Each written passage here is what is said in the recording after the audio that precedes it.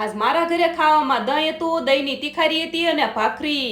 પછી રાજે નવા કપડાં પહેર્યા તો કે હાલ રીલ. પણ મારે ફ્રેન્ક કોલ કરવાનો હતો દયાબેન ઉપર.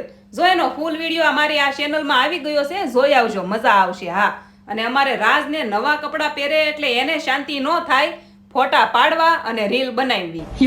હું નાની હતી ને તો એવું બહુ કરતી. નવા કપડાં શેરીમાં જેટલા ઘર હોય ને બધાને બતાવી આવતી. પણ અત્યારે તો ઉલટું છે, પહેરું ને તઈ સીધો ધડાકો.